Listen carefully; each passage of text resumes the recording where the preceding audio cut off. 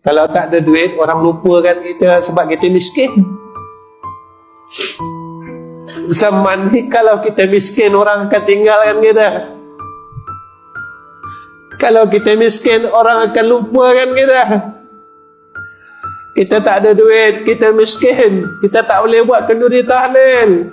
Orang tak bagi kita suratul Ikhlas 3 kali tuan-tuan setiap seorang sebab kita tak ada duit.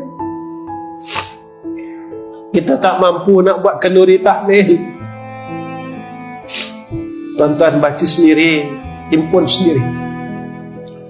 Kalau sehari boleh baca 100, sebulan kita ada 3,000. 10 bulan kita ada 30,000.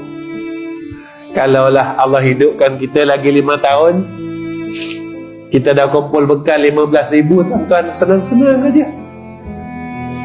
Ustaz, kenapa nak baca Qul Huwallahu Ahad?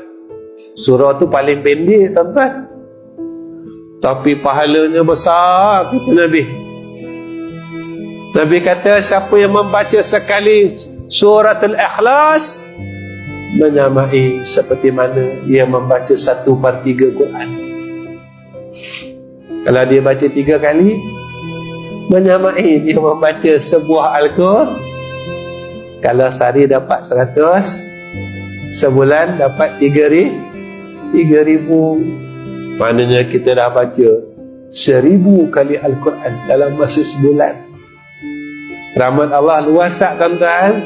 Luas. Allah tahu kita malas, tapi untuk kita baca Al-Ikhlas 3 kali itu pun, jika tidak ada hidayah dan rahmat Allah, kita tak akan mampu untuk mengungkapkan suratul Ikhlas.